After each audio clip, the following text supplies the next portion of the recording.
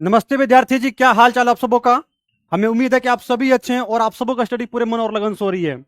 जैसे कि विद्यार्थी जी आप सबको पता है कि आप सबका जो है बोर्ड एग्जाम है ना, बोर्ड एग्जाम मतलब कि हो रही है और आप सबों का बोर्ड एग्जाम बहुत ही अच्छा ढंग से जा रहा है, ठीक है।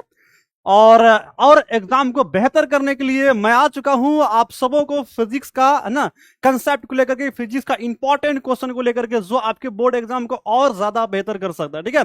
तो फटाफट मुझे आप लोग बताइए कि ऑडियो वीडियो क्लियर है, सही ढंग से सुन पा रहे, देख पा रहे हैं, कहीं कोई दिक्कत कहीं कोई प्रॉब्लम नहीं है ना। और रेडी हो जाइए और आज गर्दा उड़ाने वाले हैं, ठीक है। गर्दा उड़ाने वाले हैं, फिजिक्स के क्वेश्चन को ऐसा क्वेश्चन लाए कि आपकी बोर्ड एग्जाम में डायरेक्ट मिस करने का एकदम 100% प्रयासरत रहेगा मेरा, ठीक है। तो सभी लोग जल्दी से फटाफट हो जाइए तैयार। और चूंकि आप लोग पढ़ चुके हैं, मैंने ये सारे क्वेश्चन को ऑलरेडी आपको पढ़ा रखा, फिर भी एग्जाम से पहले एक टीचर का दायित्व होता है अपने विद्यार्थी जी को तैयारी करवा देना, रिवीजन करवा देना। इसी तैयारी और रिवीजन करवाने के लिए मैं आप सबों के सामने आ चुका हूं, ठीक है। तो मुझे बताइए कि ऑडियो वीडियो क्लियर है, सही ढंग से सुन पा रहे, देख पा रहे हैं, कहीं कोई दिक्कत कहीं कोई प्रॉब्लम नहीं, जल्दी से मुझे बताइएगा, ठीक है। जल्दी से फटाफट मुझे बताइए। मेरे साथ आप लोग आ चुके हैं, रजनीश है, दिव्यांशु है, त्रिलोक है ना, विवेक है, गोलू है, दीपू है, रोशन है, धीरज है, इरफान है। इस प्रकार से बहुत सारे बच्चे मेरे साथ आ चुके हैं। तो प्यारे बच्चों, एक बार आप जल्दी से क्लास को शेयर कर दीजिए, अपने दोस्तों के साथ क्लास को शेयर कर दीजिए। और क्लास को अगर आप आ चुके हैं तो अपने प्यारे हाथों से, नन्हे हाथों से ना क्लास को लाइक कर दिए, ठीक है। क्लास को लाइक कर दिए, शेयर कर दीजिए,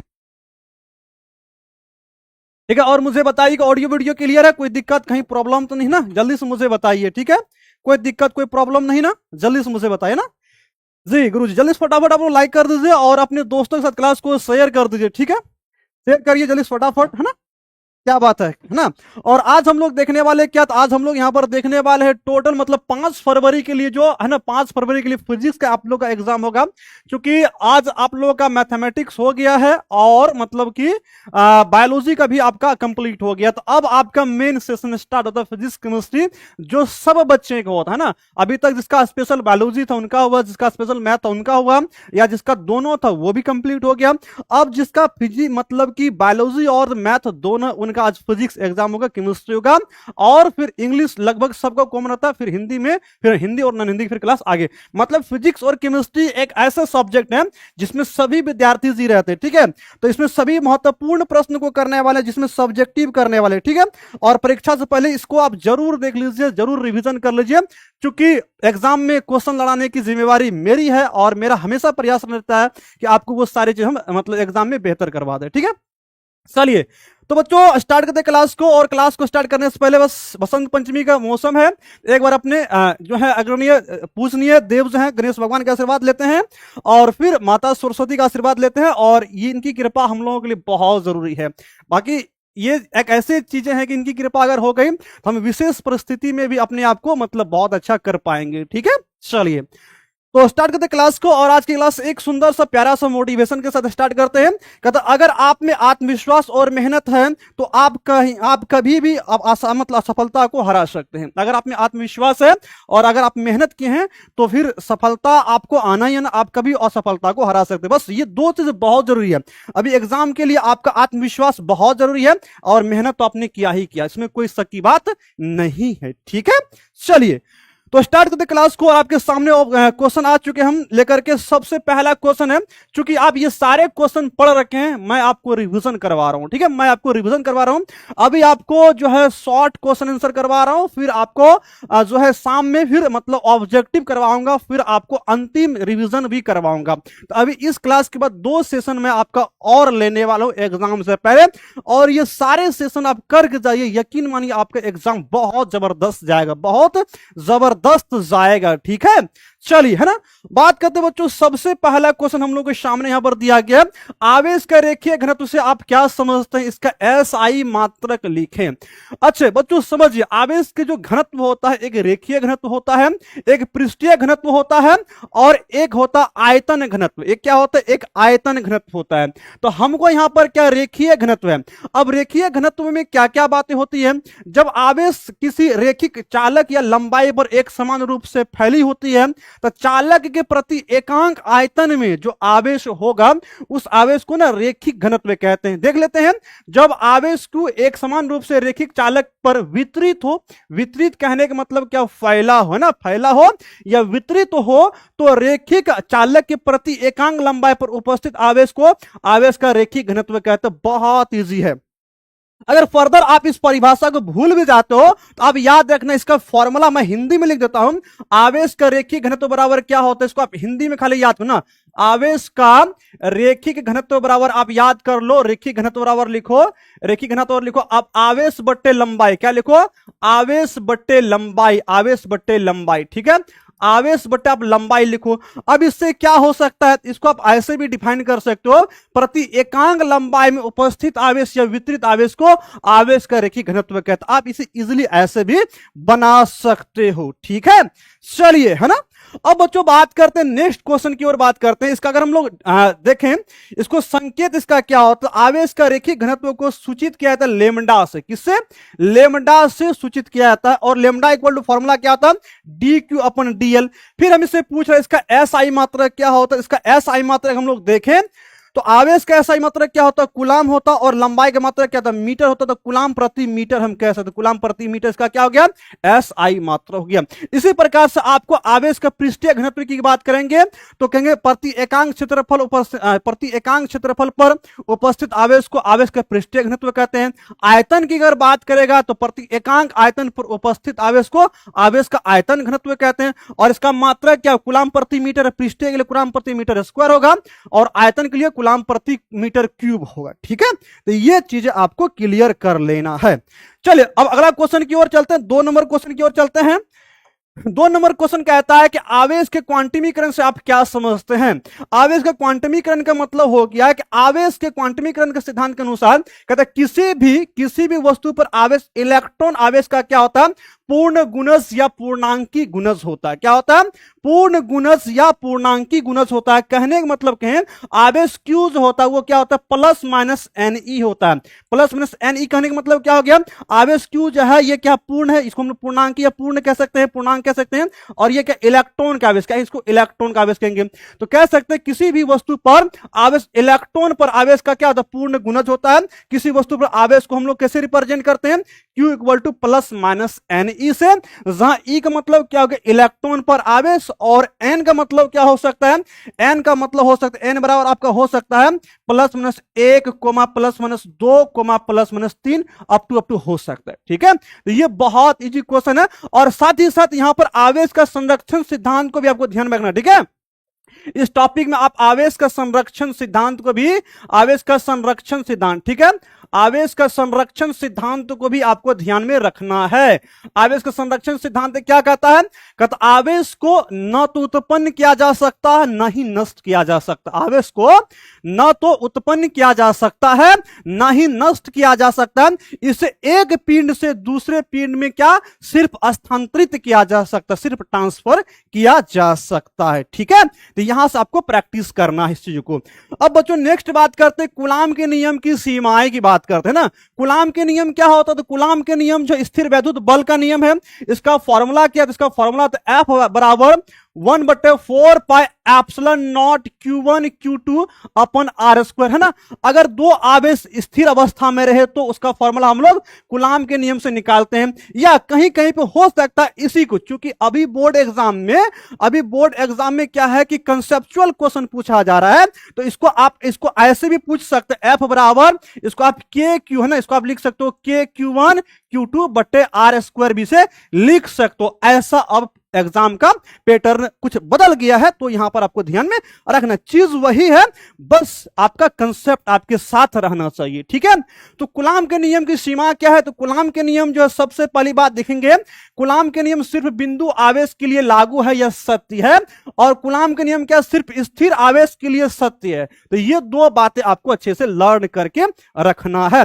बाकी मैं आपको कंसेप्चुअल क्वेश्चन भी कराने वाला हूं, और यकीन मानिए वो कंसेप्चुअल क्वेश्चन आपके बोर्ड एग्जाम में आएंगे। मैंने ऐसा क्वेश्चन सेट कर रखा था, मैंने एग्जाम हैकर का टिप्स निकाल कर रखा है, वो मैं आपको क्वेश्चन जब करवाऊंगा तब, अभी आपको क्वेश्चन दिखा दूंगा, उसका आंसर मैं नेक्स्ट टाइम में करवाऊंगा, ठीक है। चलिए इसके बाद मैं आपको सारे क्वेश्चन दिखा दूंगा और उसके बाद उसका आंसर मैं करवाऊंगा बाद में, ठीक है। चलिए अब बच्चों बात करते हैं, नेक्स्ट बात करते हैं, वायुमंडल वैद्युत उदासीन नहीं होता है क्यों, है ना। वायुमंडल वैद्युत उदासीन नहीं क्यों होता है। सबसे पहली बात, हर एक क्वेश्चन का आप थीम को पकड़ कर रखिएगा, आसान तरीके से आप बना सकते हैं, आसान तरीके से आप बना सकते हैं। वायुमंडल वैद्युत उदासीन इसलिए नहीं होता है क्योंकि वायुमंडल में बहुत सारे आवेशित कण धूलकण में मिले रहते हैं, आवेशित कण धूलकण में क्या होते हैं, मिले रहते हैं, जिनसे क्या होता है, आयनीकरण का कार्य करते रहता है, और इस प्रकार से सभी आवेशित कण उपस्थित के कारण वायुमंडल वैद्युत उदासीन नहीं होता। गर्दा उड़ा दीजिए सब क्वेश्चन, सब क्वेश्चन में दम नहीं है, क्वेश्चन ज्यादा डीप में ज्यादा कॉम्प्लिकेटेड नहीं पूछा जा रहा, क्वेश्चन बहुत इजी पूछा जा रहा है, लेकिन पूछने का तरीका थोड़ा सा कैजुअल है, पूछने का तरीका क्या, थोड़ा सा कैजुअल है, ठीक है। तो बस अगर जो भी जानते उस संदर्भ में आप लिख करके 100% आएंगे। अब यही क्वेश्चन यहां पर वायुमंडल वैद्युत उदासीन नहीं होता क्यों, तो इसी को अब मतलब कई तरीके से पूछ सकता है, लेकिन कंसेप्ट इसका वायुमंडल का वैद्युत उदासीन है, इसका मेन थीम आपको यहां पर रखना, ठीक है।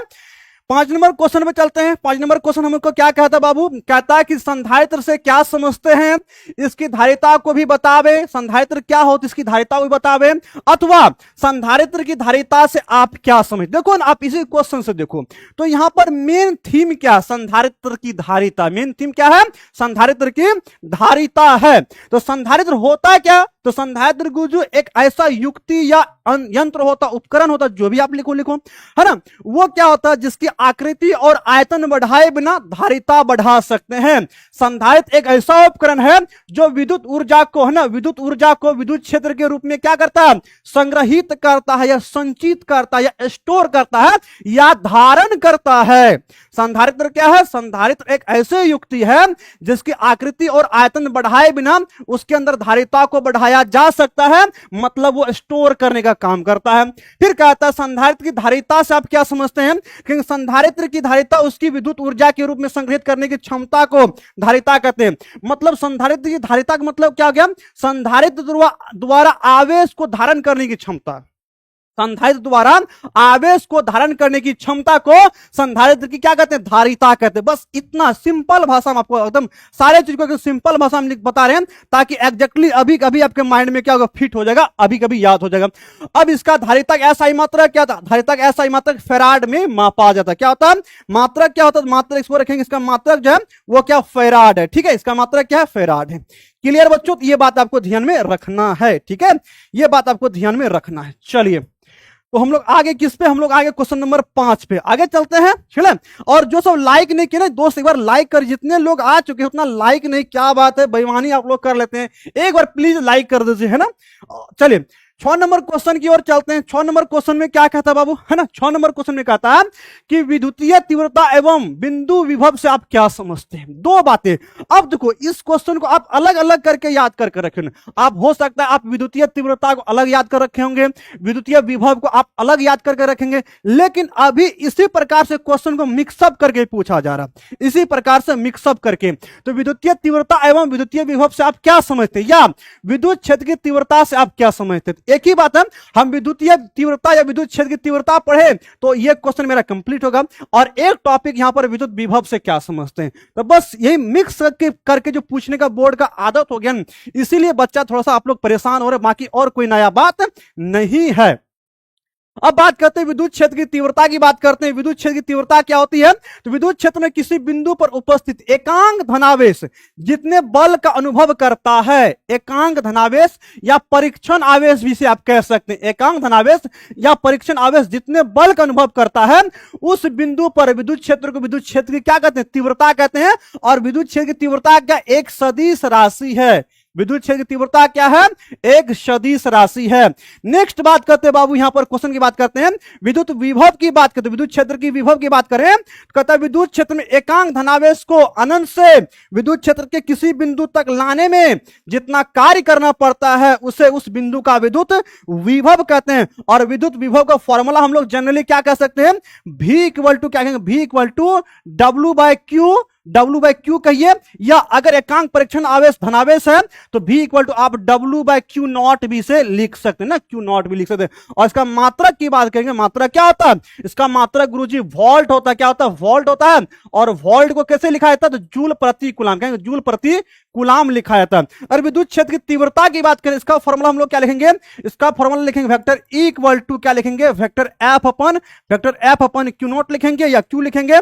और इसका मात्रक की बात करें न्यूटन प्रति कूलम, क्या होगा, न्यूटन प्रति कूलम। तो ये सब बातें आपको लर्न करके दिमाग में रहना है। क्वेश्चन कहीं से भी पूछेगा, आप वो योद्धा हैं कि उसको आप हैक कर दीजिएगा, आपका दिमाग हैक नहीं होगा, ठीक है, उसको आपको लर्न करके रहना है।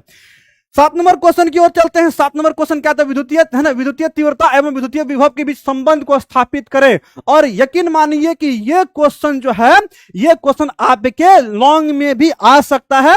और यहां से ऑब्जेक्टिव एक बात तो आपको पूछा जाता है बार बार, E equal to minus d v बट्टे डी आर या E equal to minus d v बट्टे डी एक्स। इसको कहां क्या, इसको E इक्वल टू आप ध्यान रखो माइनस डीवी बट्टे क्या होगा, माइनस डीवी बट्टे डी एक्स भी लिख सकते हैं, ठीक है। इसको आपको पकड़ करना जो आपके ऑब्जेक्टिव में आएगा। अब देखो इसको हम लोग कैसे सॉल्व कर सकते हैं, तो सबसे पहले हम लोग मान लें एक बिंदु आवेश प्लस क्यू है। जब बिंदु आवेश प्लस क्यू होगा तो वहां पर विद्युत क्षेत्र होगा। अब इस विद्युत क्षेत्र में क्या करेंगे, किसी आवेश को पकड़ करके लाएंगे, है ना, किसी आवेश को पकड़ के लाएंगे। तो आवेश को पकड़ के जब लाएंगे तो लाने में कार्य करना पड़ेगा, है ना, लाने में कार्य करना पड़ेगा। साथ ही साथ यहां पर जो विद्युत क्षेत्र है इस आवेश को आने देगा, जी नहीं आने देगा। इसको जबर क्या करेगा, इसके ऊपर बल लगाएगा। ये दो बातें आपको पकड़ के रखना। उसके बाद आप डेरिवेशन को गर्दा उड़ा दीजिए। अब मान लीजिए कि यहां पर कोई है ना, मान लेते हैं कि यहां पर बिंदु ए पर कोई क्यू नॉट परीक्षण आवेश है और इसको क्या ए से बी पर ले जाते हैं। जब बी पर ले जाएंगे तो विद्युत क्षेत्र के विरुद्ध हमको कार्य करना पड़ता है। तो हम कार्य करेंगे तो कार्य का फॉर्मूला क्या डी डब्ल्यू होगा और इसको ले जाने के लिए हमें बल लगाना पड़ेगा। तो बल हम लोग मान लिए वेक्टर एफ और इसको विद्युत क्षेत्र की दिशा में हम लोग विस्थापन दे रहे हैं तो विस्थापन डी आर, मतलब D W equal to vector F dot D R vector. अब इन दोनों के बीच में हम लोग डॉट प्रोडक्ट है कॉस थीटा लिखेंगे, D W equal to F D R cos theta या F D X cos theta भी आप लिख सकते हो जब यहां पर एक्स लोगे तब, जब एक्स लोगे तब, है ना। अब दोनों के बीच थीटा का मान कितना, विद्युत क्षेत्र की तीव्रता उस ओर है, बल इस ओर ले, दोनों के बीच में थीटा का मान 180 डिग्री। तो हम लोग कोस 180 लिखेंगे और कोस 180 का मान कितना होता है, तो कोस 180 का मान क्या होता है, -1, क्या होता है, -1 होता है, ठीक है। तो -1 से गुना कीजिए तो आप डी डब्ल्यू इक्वल टू कितना हो गया, मतलब माइनस एफ डी आर। लेकिन यहां एफ का फॉर्मूला क्या होगा, तो विद्युत क्षेत्र में कोई आवेश पर लगने वाला बल का फॉर्मूला क्या आता है, विद्युत क्षेत्र आवेश गुना विद्युत क्षेत्र मतलब वेक्टर है ना, क्यू नॉट इंटू वेक्टर ई, क्यों आवेश क्यू नॉट है हम इसको लिख सकते हैं minus Q not into E d r. और इसको हम लोग क्या करेंगे, डिवाइड में भेजेंगे क्यू नॉट को, तो डी डब्ल्यू बटे क्यू नॉट, डी डब्ल्यू बटे क्यू नॉट इक्वल टू क्या, माइनस डी आर बचेगा। और डी डब्ल्यू बटे क्यू नॉट क्या होता है, माइनस डीवी, क्या होता है, डीवी का फॉर्मूला होता है। तो हम कह सकते हैं कि d v equal to minus e d r और ई इक्वल टू हम लिख सकते हैं कि डीवी बटे माइनस ई डी आर और final e equal to minus d v बटे डी आर। तो आराम से इसको आप गर्दा उड़ा सकते हो, ठीक है, कोई दिक्कत की बात नहीं है। चलिए 8 नंबर क्वेश्चन की ओर चलते हैं। 8 नंबर क्वेश्चन में कहता है विद्युत क्षेत्र रेखाएं क्या है, इसके दो गुण का उल्लेख करें। विद्युत क्षेत्र रेखा क्या है, इसके दो गुण का उल्लेख करें, है ना। तो हम कह सकते विद्युत क्षेत्र में खींचा गया वह काल्पनिक या सरल निष्कोणीय वक्र रेखा होती है या एक काल्पनिक रेखा होती है। विद्युत क्षेत्र रेखा क्या होती है, एक काल्पनिक रेखा होती है जो आपका सरल हो सकता है या निष्कोण हो सकता है, मतलब किसी कोण पे वो मुड़ा हुआ हो सकता है, जिस पर कोई एकांक आवेश या पृथक्कृत आवेश क्या कहता है, गति करता है। विद्युत क्षेत्र रेखा क्या, एक प्रकार की सरल रेखा या निष्कोणीय वक्र रेखा होती है जिस पर कोई एकांक आवेश या अकेला आवेश, एकांक आवेश क्या कहता है, गति करता है, उसे विद्युत क्षेत्र की रेखा कहते हैं। अब इसके गुण की बात करते हैं, विद्युत क्षेत्र रेखा कितने, दो गुण हो सकते हैं, दो गुण की हमने चर्चा किया है। तो विद्युत बल रेखा है ना, धनावेश से प्रारंभ होती है और ऋणावेश पर समाप्त हो जाती है ना, मतलब कि कह सकते हैं पॉजिटिव चार्ज से स्टार्ट होता है और नेगेटिव चार्ज पे क्या होता है, इंड हो जाता है, क्या होता है, इंड हो जाता है। और कह सकते हैं दो विद्युत क्षेत्र रेखा एक दूसरे को कभी नहीं काटती है, नहीं काटने के कारण क्या है, कटान बिंदु पर क्या होगी, दो अलग अलग दिशाएं होगी जो कभी पॉसिबल नहीं है। तो ये दोनों बातें आपको अच्छे से लर्न करके रखना। चलिए 8 नंबर 9 नंबर की और बात करते हैं। 9 नंबर क्वेश्चन में क्या कहता है, कहता है विद्युतीय द्विध्रुव आघूर्ण क्या है, इसका एस आई मात्रक को लिखें। विद्युतीय द्विध्रुव आघूर्ण क्या है, इसका एस आई मात्रक लिखें। तो विद्युतीय द्विध्रुव आघूर्ण हम कहेंगे विद्युत द्विध्रुव किसी एक आवेश का परिमाण है ना, किसी एक आवेश का परिमाण, किसी एक आवेश का परिमाण क्यों लेते हैं, है ना, परिमाण तथा दोनों आवेशों के बीच की दूरी है ना। अगर मान लेते हैं यहां पर एक प्लस क्यू आवेश है और इससे क्या एक माइनस क्यू आवेश है और दोनों के बीच की दूरी क्या 2l है, तो हम कहेंगे q1 और यहाँ पे कह सकते q2 कह सकते हैं, और दोनों के बीच की दूरी मतलब q इंटू 2l कहेंगे, है ना। तो कहेंगे किसी एक आवेश का परिमाण q और दोनों आवेशों के बीच की लंबवत दूरी है ना, दोनों आवेशों के बीच की दूरी के गुणनफल को वैद्युत द्विध्रुव आघूर्ण कहते हैं। और वैद्युत द्विध्रुव आघूर्ण को हम लोग रिप्रेजेंट कैसे करते हैं, p से, और p इक्वल टू क्या था q इंटू 2l, क्या था q इंटू 2l होता है। तो हम कह सकते हैं यहां पर इसको हम लोग लिख सकते हैं p इक्वल टू, अगर अदिश रूप में लिखें या परिमाण में लिखें तो q इंटू क्या होगा 2l होगा, क्या होगा q इंटू 2l होगा, ठीक है। और वैद्युत द्विध्रुव आघूर्ण का ऐसा मात्रक क्या होता है जो सबसे ज्यादा रिपीटेड क्वेश्चन कूलाम मीटर होता है, क्या होता है कूलाम मीटर होता है, ठीक है। चलिए अब बच्चों आगे 10 नंबर क्वेश्चन की ओर चलते हैं, है ना। 10 नंबर क्वेश्चन क्या कहता है, 10 नंबर क्वेश्चन कहता है विद्युत फ्लक्स क्या है, इसका एसआई मात्रक एवं विमान लिखें, ठीक है। विद्युत फ्लक्स क्या है, इसका एसआई मात्रक या विमान लिखें, या विद्युतीय क्षेत्र में फ्लक्स से आप क्या समझते हैं, या किसी सतह पर विद्युत फ्लक्स की परिभाषा दें। एक ही बात है, अलग, लेकिन मेन बात यहां पर क्या विद्युत फ्लक्स के बारे में पूछा जा रहा है। तो विद्युत फ्लक्स क्या होता है, कहेंगे विद्युत क्षेत्र की तीव्रता वेक्टर ई तथा क्षेत्रफल सदिश ds वेक्टर के अदिश गुणनफल मतलब डॉट प्रोडक्ट को विद्युत फ्लक्स कहते हैं, क्या कहते हैं विद्युत फ्लक्स कहते हैं। और विद्युत फ्लक्स को हम लोग क्या कहेंगे बाबू, तो विद्युत फ्लक्स को हम लोग कहेंगे डी फाई से, या डी फाई से रिप्रेजेंट करते हैं, या फाई से रिप्रेजेंट करते हैं। और d phi equal to vector e dot ds vector, या इसी को हम लोग ऐसे भी लिख सकते हैं ना, इसको हम लोग लिख सकते हैं मतलब d phi equal to e ds cos theta भी से लिख सकते हैं, क्यों डॉट प्रोडक्ट है, ठीक है डॉट प्रोडक्ट। हाँ ऑब्जेक्टिव भी करवा देंगे बाबू, जस्ट इसके इस क्लास के बाद आपका ऑब्जेक्टिव सेशन चलेगा जिसमें हम 500 प्लस ऑब्जेक्टिव करवाने वाले, 500 प्लस ऑब्जेक्टिव करवाएंगे, तो आप लोग सभी ऑब्जेक्टिव के तैयार रहिएगा, ठीक है। चलिए अगला क्वेश्चन चलते हैं, विद्युत फ्लक्स का अन्य मात्रक क्या होता है। विद्युत फ्लक्स का एसआई मात्रक न्यूटन मीटर स्क्वायर प्रति कूलम होता है, या इसका अन्य मात्रक क्या होता है, तो वोल्ट मीटर, क्या होता है वोल्ट मीटर होता है। और इसका विमीय सूत्र क्या होता है ml cube T power minus 3 और a पावर माइनस 1 होता है। तो ये सारे पॉइंट को आपको लर्न करके रखना है, एग्जाम में क्वेश्चन की रोज घुमा के पूछेगा, आप बनाकर आएंगे, ठीक है। 12 नंबर क्वेश्चन, 11 नंबर क्वेश्चन की ओर चलते हैं। 11 नंबर में क्वेश्चन है कि विद्युत है ना पराविद्युत शक्ति तथा आपेक्षिक पराविद्युतांक को परिभाषित करें। पराविद्युत शक्ति तथा आपेक्षिक पराविद्युतांक को परिभाषित करें। तो पराविद्युत शक्ति क्या होता है, क्योंकि विद्युत क्षेत्र की तीव्रता का वह अधिकतम मान जहां तक पराविद्युत माध्यम अचालक बना रहता है या कुचालक बना रहता है, अचालक बना रहता है या कुचालक बना रहता है, पराविद्युत शक्ति कहलाता है। क्या कहलाता है, पराविद्युत शक्ति कहलाता है। और आपेक्षिक, आपेक्षिक हो सकता है कि आपके एग्जाम इसको सापेक्ष भी लिख देते, आप लोग कंफ्यूज नहीं होना, इसमें क्या रिलेटिव की बात करते हैं ना। अब कहते हैं आपेक्षिक, आपेक्षिक पराविद्युतांक क्या है, किसी माध्यम का पराविद्युतांक और निर्वात में पराविद्युतांक के अनुपात को माध्यम का सापेक्ष या आपेक्षिक पराविद्युतांक कहते हैं। हम कैसे किसी माध्यम का पराविद्युतांक और निर्वात में पराविद्युतांक के अनुपात को आपेक्षिक पराविद्युतांक कहते हैं, ER से सूचित करते हैं। चलिए अगला क्वेश्चन की ओर चलते हैं। क्वेश्चन नंबर इसमें आते हैं ना, कहता आवेश का आयतन घनत्व से क्या समझते हैं, तो वही बात है प्रति एकांक आयतन में आवेश की परिमाण को आवेश का आयतन घनत्व कहते हैं। और इसको हम लोग किससे रिप्रेजेंट करते हैं ना, रो से रिप्रेजेंट करते, और रो इक्वल टू क्या था डी क्यू अपन डीवी या डेल्टा क्यू अपन डेल्टा भी कहते हैं। इसका मात्रा क्या था कूलम प्रति मीटर क्यूब होता है। ये क्वेश्चन आपका हो गया।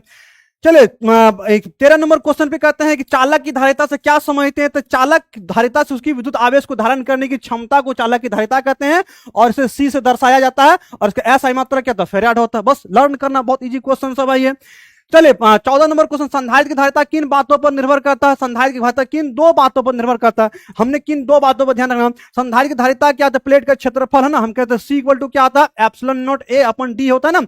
ये समांतर प्लेट संधारित्र की धारिता का फॉर्मूला होता है, सी इक्वल टू क्या आता है एप्सिलॉन नॉट ए अपन क्या, ए अपन कहेंगे डी कहेंगे। तो हम कहेंगे प्लेट का क्षेत्रफल, ये ए क्या प्लेट का क्षेत्रफल है, क्या क्षेत्रफल पर निर्भर कर सकता है ना, क्षेत्रफल पे। फिर कहता है डी मतलब क्या प्लेटों के बीच की दूरी है, प्लेटों के बीच की दूरी कह सकता है। और एप्सिलॉन नॉट क्या पराविद्युतांक माध्यम पर निर्भर कर सकता है, और चालकों के आकार पर भी निर्भर कर सकता है। ठीक है, इसका पीडीएफ बाबू दिशा साइंस क्लासेज के व्हाट्सएप और टेलीग्राम चैनल पे आपको मिल जाएगा। चलिए अगला क्वेश्चन 14-15 नंबर क्वेश्चन की ओर चलते हैं। 15 नंबर क्वेश्चन क्या था, साइक्लोट्रॉन क्या है, साइक्लोट्रॉन क्या, इसकी दो परिसीमाएं बताएं। तो साइक्लोट्रॉन एक ऐसी युक्ति है जो धनावेशित कण को त्वरित करता है। साइक्लोट्रॉन क्या है, साइक्लोट्रॉन एक ऐसी युक्ति है जो पॉजिटिव चार्ज को क्या करता है, त्वरित करता है, स्केलेट करता है। मतलब एक ऐसी युक्ति जिसका उपयोग प्रोटॉन, प्रोटॉन धनावेशित कण है, अल्फा कण और धन कणों को आदि को त्वरित करने के लिए उपयोग किए जाते हैं, करने के लिए किया जाता है। और इसका हम लोग दो परिसीमा की बात करें, लिमिट की बात करें, तो साइक्लोट्रॉन तो इलेक्ट्रॉन को त्वरित नहीं कर सकता है, इलेक्ट्रॉन को त्वरित नहीं कर सकता है। और इलेक्ट्रॉन इलेक्ट्रॉन केवल आवेशित कणों के त्वरित कर सकता है ना, साइक्लोट्रॉन है ना, सॉरी साइक्लोट्रॉन हो गया पर, साइक्लोट्रॉन केवल है ना आवेशित कणों को त्वरित कर सकता है, न्यूट्रॉन जैसे आवेशित रहित कणों को त्वरित नहीं कर सकता है। तो ध्यान रखना साइक्लोट्रॉन की परिसीमा क्या है, यह सिर्फ पॉजिटिव चार्ज पार्टिकल्स को एक्सक्लेट करता है, और जिस चार्ज पार्टिकल्स में कोई आवेश नहीं है उसको ना, और जो चार्ज पार्टिकल निगेटिव है उसको भी यह त्वरित नहीं कर सकते। इसकी दो परिसीमाएं आप यहां से कर सकते हो। 16 नंबर क्वेश्चन की ओर चलते हैं। 16 नंबर क्वेश्चन क्या था, ओमीय तथा अनोमीय प्रतिरोध क्या होता है, दोनों के एक एक उदाहरण दीजिए। ओमीय प्रतिरोध वह प्रतिरोध होता है जो ओम के नियम का पालन करता है, सिंपल बात। ओमीय प्रतिरोध वह प्रतिरोध होता है जो ओम के नियम का पालन करता है, वे प्रतिरोध होते हैं जो ओम के नियम का पालन करता है। जो तांबे के तार ओमीय प्रतिरोध का उदाहरण है, ध्यान रखना ऑब्जेक्टिव में क्वेश्चन आएगा। पारा हो गया, इलेक्ट्रोलाइट हो गया, पराविद्युत, ये क्या धारा संग्राहक, ये प्रतिरोध, ये क्या ओमीय प्रतिरोध होता है। अगर हम लोग नेक्स्ट बात करें अनोमीय प्रतिरोध की बात करते हैं, वे प्रतिरोध होते हैं जो ओम के नियम का पालन नहीं करता है। और लग गया इसका मतलब नहीं, जैसे जानते हैं ना, अ मतलब नहीं, ठीक है। और डायोड वाल्व हो गया, थर्मिस्टर हो गया, अर्धचालक के निर्वात नलिका हो गया, ट्रांजिस्टर हो गया, ये अनोमीय चालक का उदाहरण है, ये आपके ऑब्जेक्टिव में पूछ सकता है, ठीक है। चलिए अब बच्चों अगला बात करते हैं, 17 नंबर क्वेश्चन की ओर चलते हैं। कहता है वैद्युत अनुनाद की समझाएं, वैद्युत अनुनाद क्या है इसको समझाइए। तो कहता है जब प्रत्यावर्ती परिपथ में धारा का आयाम अनंत हो, है ना, धारा का आयाम का अनंत हो, आई इन्फिनाइट हो, तो इस स्थिति को वैद्युत अनुनाद कहते हैं, वैद्युत अनुनाद कहते हैं। और वैद्युत अनुनाद की स्थिति में क्या, आरोपित वोल्टता तथा प्रवाहित धारा क्या होती है, समान कलाम होती है। ध्यान रखना ये ऑब्जेक्टिव में क्वेश्चन पूछ सकता है कि वैद्युत अनुनाद की स्थिति में, वैद्युत अनुनाद की स्थिति में क्या होगी, तो आरोपित वोल्टता और प्रवाहित धारा किस कला में होगी, तो ध्यान, समान कला में, क्या होगा, समान कला में होती है, ठीक है। 18 नंबर क्वेश्चन की ओर चलते हैं। कहता है चुंबकीय क्षेत्र के अनुदिश ना गतिशील आवेशित कण का मार्ग कैसा होगा। अगर चुंबकीय क्षेत्र के अनुदिश, ध्यान रखना, अगर चुंबकीय क्षेत्र इस ओर हो और इसी ओर क्या कहता है कोई आवेशित कण गति कर रहा है, कोई आवेशित कण मान लेते हैं क्यू जो है, क्यू गति करता है, इसका मार्ग कैसा होगा, आवेशित कण के चुंबकीय क्षेत्र की दिशा में गति कर रहा है। यह जब यदि कोई आवेशित कण चुंबकीय क्षेत्र के अनुदिश क्या करता है या समांतर गति करता है तो कण पर कोई बल नहीं लगेगा। क्यों नहीं लगेगा, क्योंकि आवेशित कण चुंबकीय क्षेत्र में किसी आवेशित कण पर लगने वाला बल का फॉर्मूला क्या, F बराबर क्यू भी बी साइन थीटा, क्या था साइन थीटा।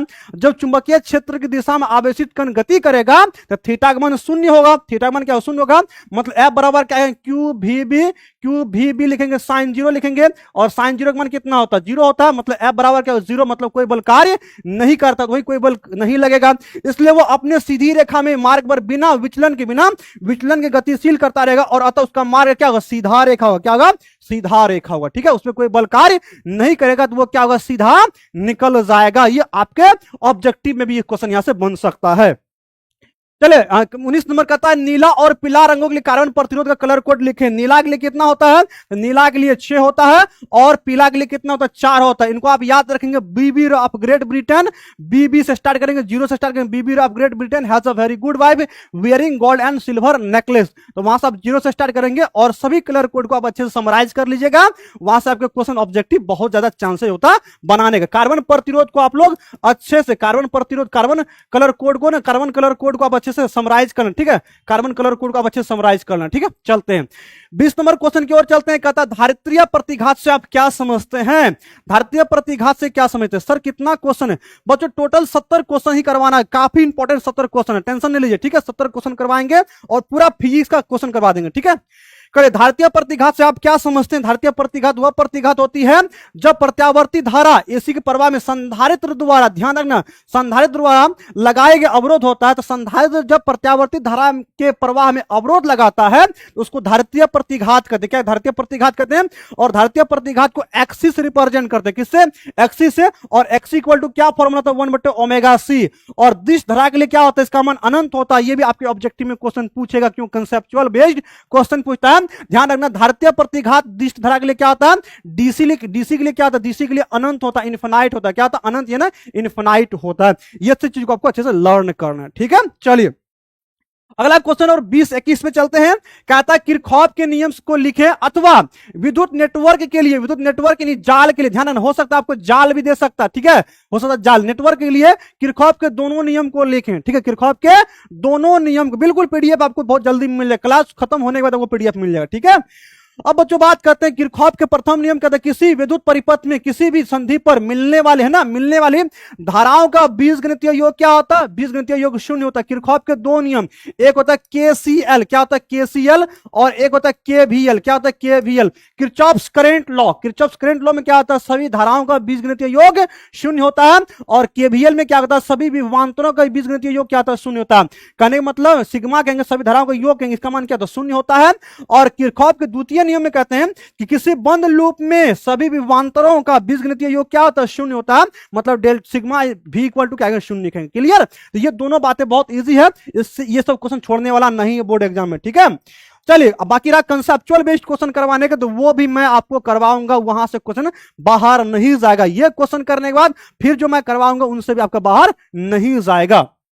चलिए अब जो बात करते हैं विद्युतीय शक्ति क्या है, कहेंगे किसी परिपथ में विद्युत ऊर्जा क्षय होने की दर को विद्युतीय शक्ति कहते हैं। विद्युतीय शक्ति कहते हैं, शक्ति फॉर्मूला क्या था? P equal to VI। अगर आप ये परिभाषा याद नहीं रख सकते हो तो सिंपल याद रखना, किसी परिपथ में विभव और धारा के गुणनफल को, ये क्या है? विभवांतर कहेंगे, विभवांतर और कहेंगे धारा के गुणनफल को, क्या धारा के गुणनफल को विद्युतीय शक्ति कहते हैं P इक्वल टू VI। और इसका मात्रा क्या होता है? इसका मात्रक वाट होता है। शक्ति की मात्रा क्या होता है? वाट होता है, ठीक है। चलिए अगला क्वेश्चन की ओर चलते हैं, है ना। अगला क्वेश्चन की ओर चलते हैं, 22-23 नंबर क्वेश्चन की ओर चलते हैं। बायो-सावर्ट नियम, है ना। बायो-सावर्ट नियम क्या है ना, ध्यान रखना। बायो-सावर्ट नियम क्या है, इसके इर्द गिर्द क्वेश्चन कुछ भी पूछे, थीम क्या है? थीम है बायो-सावर्ट नियम। क्या है? बायो-सावर्ट नियम है। तो कहता है बायो-सावर्ट नियम क्या है? तो बायो-सावर्ट नियम के लिए आपको चार बातें ध्यान में रखना पड़ेगा। कितनी बातें? चार बातें। एक क्या होता है? एक जो होता है डीबी, चुंबकीय क्षेत्र का परिमाण जो होता है वो क्या होता है? वो हम कहेंगे डीबी जो होता है वो समानुपाती क्या होता है? डीएल होता है। फिर दूसरा बात कहेंगे डीबी जो होता है चुंबकीय क्षेत्र का परिमाण होता है वो समानुपाती आई होता है। फिर नंबर 3 की बात करेंगे डीबी जो होता है चुंबकीय क्षेत्र की तीव्रता या परिमाण, ये क्या होता है? ये समानुपाती होता है साइन थीटा को जाएगा समानुपाती। और नंबर 4 की बात करेंगे, नंबर 4 की बात करेंगे जो डीबी होता है ना, नंबर 4 हम यहां लिख देते हैं।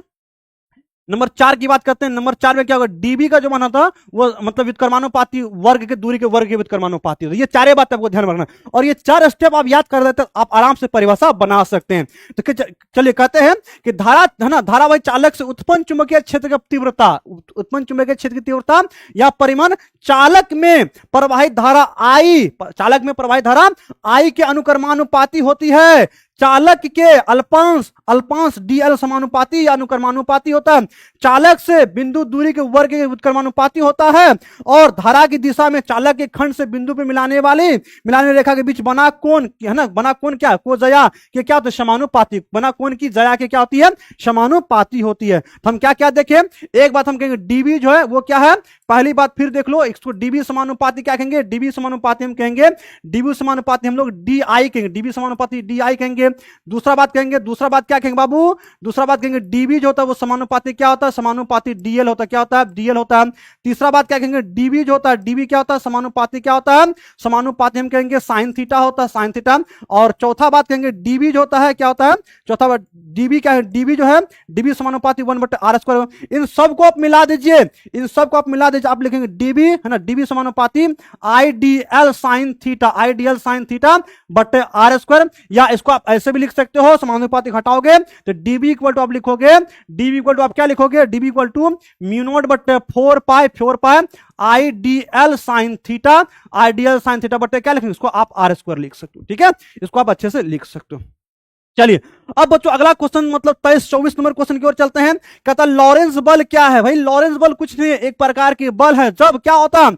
जब कोई आवेशित कण विद्युतीय क्षेत्र और चुंबकीय क्षेत्र में रहता है तो विद्युतीय क्षेत्र और चुंबकीय क्षेत्र के संयुक्त रूप से किसी आवेशित कण पर लगने वाला बल को लॉरेंस बल कहते हैं। विद्युत क्षेत्र तथा चुंबकीय क्षेत्र के संयुक्त, है ना, संयुक्त क्षेत्र में गतिशील आवेशित कण पर लगने वाला बल को लॉरेंस बल कहा जाता है। क्या कहता है? लॉरेंस बल कहते हैं। और लॉरेंस बल का फॉर्मूला आप देख सकते हो, वेक्टर है ना, vector f equal to q into vector e plus vector b cross vector b. या आप इसको ऐसे भी लिख सकते हो, कैसे? आप इसको लिख सकते हो, मतलब कि इसको आप लिख सकते हो, अगर सिंपल में अगर इसको ट्रिक के द्वारा याद करना है तो वेक्टर एफ इक्वल टू आप लिखो वेक्टर एफ एम प्लस क्या लिखो? वेक्टर एफ ही, ठीक है। पहले वेक्टर एफ ही लिख लो, वेक्टर एफ ही लिख लो प्लस क्या लिखो? Vector f m. अब यही क्या है? मतलब किसी आवेशित कण पर विद्युत क्षेत्र में लगने वाला बल और मैग्नेटिक फील्ड मतलब चुंबकीय क्षेत्र में लगने वाला बल के संयुक्त रूप को लॉरेंस बल कहते हैं। इसको खाली आप याद रखो, ये फॉर्मूला याद रखते हो तो परिभाषा आप खुद से बना सकते हो। चलो 25 नंबर क्वेश्चन में चलते हैं। कहता लेंज के नियम को लिखे तथा समझावे। लेंज का नियम क्या होता है बाबू? तो कहता लेंज का नियम या लेंज के नियम के अनुसार कहता है प्रेरित विद्युत वाहक बल की दिशा इस प्रकार होती है कि वह उस कारण का विरोध करता है जिससे उसका घन उत्पन्न हुआ।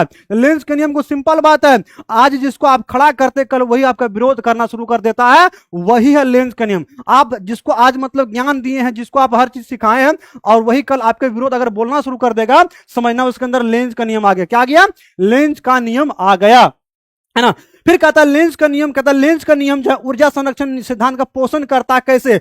अब जो बच्चों बोर्ड एग्जाम में सेम ये जो क्वेश्चन है, बोर्ड एग्जाम में क्वेश्चन इसी प्रकार से पूछा जा रहा है, इसी प्रकार से लेंज का नियम ऊर्जा संरक्षण का पोषण करता है। कैसे? आप लोग जानते हैं लेंज का नियम ऊर्जा संरक्षण नियम का पालन करता है, यहां तक ठीक है, लेकिन अब बोर्ड एग्जाम में ये वाला जो मतलब लगा दिया है ना, इसी से आप लोग परेशान है। कैसे? यहां तक आप सबको पता है लेंज का नियम ऊर्जा संरक्षण नियम का पालन करता है, लेकिन ये वाला जो अंतिम में लगा देता है, इसी में मोई मोई हो जाता है, इसी में बच्चा का हालत खराब हो जाता है। कैसे? है ना, कैसे? यही चीज आपने पढ़ के जाते हैं, और इन पर ही प्रैक्टिस कराने के लिए हमने क्वेश्चन ले आया सेट करके, और वो सारे क्वेश्चन आपको करवा देंगे। आप देखना उसमें कोई दिक्कत की बात नहीं, वो इसी तरीका से सोल्व किया था। देखो मतलब कुछ नहीं, बात बनाना था, चीज वही, इसको बात बनाकर आपको एग्जाम में लिखना होता है।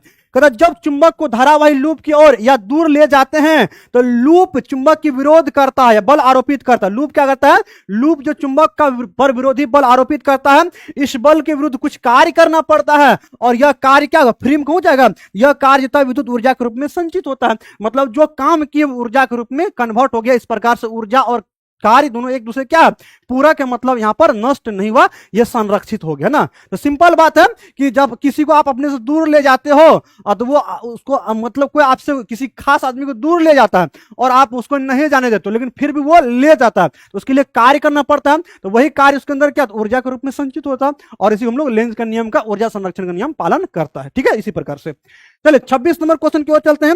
26 नंबर क्वेश्चन कहता है स्वप्रेरण एवं अन्योन्य प्रेरण में अंतर स्पष्ट करें। अच्छा, या क्वेश्चन पूछ सकता है आपको, स्वप्रेरण और अन्योन्य प्रेरण को परिभाषित करें। स्वप्रेरण एवं अन्योन्य प्रेरण को परिभाषित करें, या क्या समझते हैं? एक ही बात है, क्वेश्चन का तरीका स्वप्रेरण और अन्योन्य प्रेरण, आपको मेन थीम को समझना। इसके इर्द गिर्द में कुछ भी क्वेश्चन पूछेगा आप हुमच के लिख देना। ठीक है, हुमच करके लिख देना। कहता है कि स्वप्रेरण को हम लोग समझते हैं और इसका अंतर भी हम लोग समझने का प्रयास करेंगे। देखो सबसे पहली भाषा, हम यहाँ पर अंतर के साथ साथ हम परिभाषा का भी जिक्र किए हैं ना, तो अंतर लिखने का सबसे सटीक एग्जांपल जो तरीका होता है, उसका पहली बार जो लिखेंगे तो परिभाषा लिखिएगा, तो एग्जामिनर को लगता है कि आप पढ़ के आए। ठीक है, चलिए कहता है कि कुंडली में बहने वाली धारा का मान परिवर्तन करने वाले उसी कुंडली ना, कहते हैं कि कुंडली में बहने वाली धारा के मान में परिवर्तन करने पर उसी कुंडली में अगर धारा प्रवाहित हो जाती है, इस घटना को स्वप्रेरण कहते हैं। यहां पर आपका स्वप्रेरण का क्या हो गया? स्वप्रेरण का परिभाषा हो गया। क्या हो गया? परिभाषा ना। तो सिंपल बात रखना, जिस कुंडली में धारा का मान में परिवर्तन होता है उसी कुंडली में क्या होता है? प्रेरित विद्युत वाहक बल, या कह सकते हैं कि बहने वाली धारा के मान में परिवर्तन होने पर अगर उसी कुंडली में प्रेरित धारा उत्पन्न हो जाता है, उसको हम लोग स्वप्रेरण कहते हैं। और स्वप्रेरण में क्या होता है? इसमें एक कुंडली होती है और इसमें प्रेरित विद्युत वाहक बल का परिमाण स्वप्रेरक गुणांक L पर निर्भर करता है। किस पर निर्भर करता है? L पर निर्भर करता है। सिंपल अंतर हमने लिखा था कि आपको एक दिन में याद भी हो जाए। दूसरा बात करते हैं कि अन्योन्य प्रेरण कुंडली में बहने वाली धारा का मान में परिवर्तन करने पर रखी पास दूसरी कुंडली में, मतलब कि अगर समझो यहां से ना चोट लगी मुझको तो है ना, कहते हैं ना वो कि चोट लगी मुझको तो दर्द तुझे होता है, तो वो अन्योन्य प्रेरण है। और जब चोट लगी मुझको दर्द मुझे होता तो वो क्या? स्वप्रेरण है। मतलब खुद के कुंडली में धारा के मान में परिवर्तन होने पर कुंडली में प्रेरित धारा उत्पन्न होता है, स्वप्रेरण। लेकिन अगर बगल वाली कुंडली में क्या होता है? धारा के मान में परिवर्तन होता है, और धारा के मान में परिवर्तन होने के कारण पास के रखी दूसरी कुंडली में प्रेरित धारा उत्पन्न हो जाता है, इसको हम लोग अन्योन्य प्रेरण कहते हैं। इसमें दो कुंडलियां होती है, ऑब्वियसली बात है दो कुंडलियां होती है, और इसमें ना इसका अन्योन्य प्रेरक गुणांक M पर निर्भर करता है। बस एक ही बात है, सिंपल बात है। ठीक है, चलिए ये तरीका होता है। चलिए 26 हो गया। 27 नंबर पे चलते हैं बाबू। कहता भंवर धाराएं से आप क्या समझते हैं? भंवर धाराएं से क्या समझते हैं? सिंपल ध्यान रखना, भंवर धारा जो है ना एक प्रकार का अवांछनीय धारा, फालतू धारा है। इसका नाम है फोको करंट फालतू धारा। फोको करंट फालतू धारा, ठीक है, फोको करंट फालतू धारा। ठीक है, तो भंवर धारा से क्या समझ? इसके दो उपयोग लिखे, लेकिन गुरुजी फालतू कह दिए, इसका उपयोग कहा ले रहे हैं? नहीं भैया, साइंस में कोई फालतू नहीं होता है, उसका सबका सब उपयोग हो जाता है, इसलिए तो हम लोग साइंस पढ़ते हैं ना। तो भंवर धारा या फोको धारा, इसको फोकाल धारा भी कहते हैं, इसको ईडी करंट कहते हैं, अंग्रेजी में क्या कहते हैं? ईडी करंट कहते हैं। कहता जब किसी चालक के भीतर परिवर्तित चुंबकीय क्षेत्र के कारण उसमें प्रेरित विद्युत वाहन धारा उत्पन्न होती है तो उसमें भंवर धारा या फोको धारा कहते हैं। ध्यान रखना, जब किसी चालक के भीतर क्या होता है, परिवर्तित चुंबकीय क्षेत्र के कारण, परिवर्तित चुंबकीय क्षेत्र के कारण जब चालक के भीतर धारा उत्पन्न होती है उसे क्या कहते हैं, उसे भंवर धारा कहते हैं या फोको धारा कहते हैं। और इसका दो उपयोग क्या है गुरुजी, रेलगाड़ी के ब्रेक लगाने में और प्रेरण भट्ठी में। किसमें? रेलगाड़ी के ब्रेक लगाने में और प्रेरण भट्ठी में। ठीक है, तो यहां से इसको लर्न करके ना 27 नंबर 28 पे चलते हैं। कहता प्रत्यावर्ती धारा परिपथ में प्रतिघात एवं प्रतिबाधा क्या है?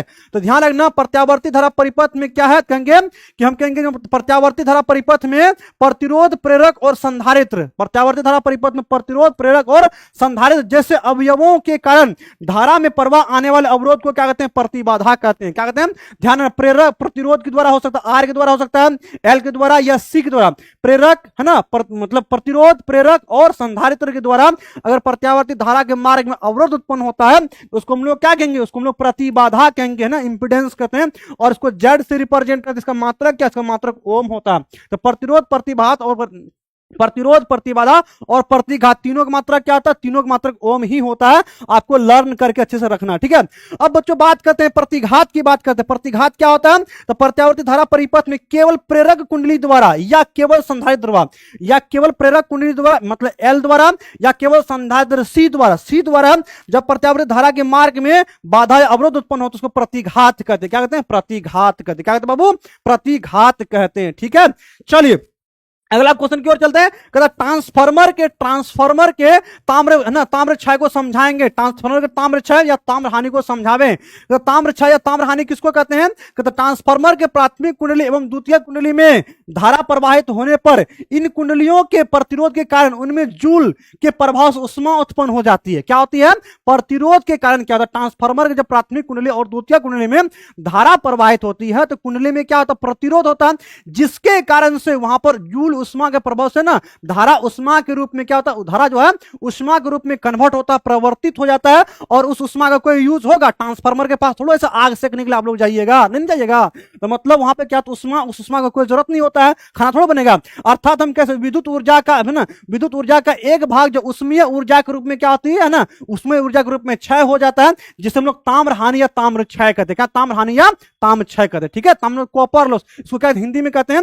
हो सकता है आपको ये हिंदी में आपको लिख दे कॉपर लॉस, क्या लिख दे इसको आप, कॉपर लॉस, कॉपर हानि भी इसको कह सकते। ठीक है, इसको कॉपर हानि या कॉपर लॉस भी कहते हैं। ध्यान रखिए, कॉपर लॉस या कॉपर हानि एक ही चीज है। ठीक है, चलिए अब बच्चों बात करते हैं 30 नंबर क्वेश्चन की ओर चलते हैं। कहता है किसी स्थान पर आभासी नमन कोण से आप क्या समझते हैं? नमन कोण, नमन कोण मेन ध्यान रखना, नमन कोण से आप क्या समझते हैं, अथवा नमन कोण क्या है, समझावे, अथवा नमन कोण क्या है, समझावे। नमन कोण क्या है, समझावे, है ना, समझावे, है ना। अब बच्चों बात करते हैं कि यह नति कोण या नमन कोण या आभासी नमन कोण एक ही चीज है, आपको कंफ्यूज नहीं हो सकना। ठीक है, नहीं होना। कहता किसी स्थान पर पृथ्वी का परिणामी चुंबकीय क्षेत्र, पृथ्वी का परिणामी चुंबकीय क्षेत्र, पृथ्वी का परिणामी चुंबकीय क्षेत्र और क्षैतिज दिशा के बीच बना कोण को उस स्थान का नमन कोण या नति कोण कहते हैं। ध्यान रखना, नमन कोण क्या है? तो पृथ्वी का परिणामी चुंबकीय क्षेत्र, पृथ्वी का परिणामी चुंबकीय क्षेत्र और क्षैतिज दिशा के साथ बना कोण को हम लोग क्या कहते हैं, उस स्थान का नमन कोण या नति कोण या आभासी नमन कोण कहते हैं। क्या कहते हैं? या आभासी नमन कोण। दो बात है, पृथ्वी का परिणामी चुंबकीय क्षेत्र और क्षैतिज घटक या क्षैतिज दिशा के बना कोण को नमन कोण कहते हैं। चलिए 31 नंबर क्वेश्चन चलते हैं। कहता है चुंबक अक्षीय स्थिति से आप क्या समझते हैं? अक्षीय और निरक्षीय कुछ नहीं है, मतलब सीधा अगर आप खड़े, अभी हम खड़े हैं तो अब क्या, अभी हम खड़े तो निरक्षीय स्थिति में, जब हम लेट जाएंगे, सो जाएंगे, जब चुंबक सो जाएगा तो उसको क्या अक्षीय स्थिति। लेकिन ऐसे एग्जाम में नहीं लिखना है। एग्जाम में कैसे लिखना है? एग्जाम आपको लिखना है कि चुंबक की अक्षीय स्थिति वह स्थिति होती है जब कोई बिंदु है ना, जब कोई बिंदु के अक्ष पर स्थित होता है। जैसे कि मान लेते हैं हम एक चुंबक बना लेते हैं ना, एक चुंबक बनाते हैं और ये चुंबक हमने बना लिया और इसके इधर, इसके जो है इसके दो स्थिति, एक इधर वाला स्थिति हो सकता है या इधर वाला स्थिति हो सकता है, एक इधर वाला स्थिति हो सकता है। इन दोनों स्थिति को हम लोग अक्षीय स्थिति कहते हैं। लेकिन गुरुजी अगर ऊपर या नीचे हो जाएगा तो उसको निरक्षीय स्थिति कहेंगे। ध्यान रखना, सिंपल बात करना, मतलब कह सकते हैं जब कोई क्षण चुंबक लेते हैं, क्षण चुंबक को हम लोग क्षण चुंबक के दोनों ध्रुव को मिलाते हुए, क्षण चुंबक लेते हैं एस पोल और एन पोल को मिलाते हुए जब कोई रेखा खींचते हैं तो वह रेखा अक्षीय स्थिति में होती है। क्या होती है?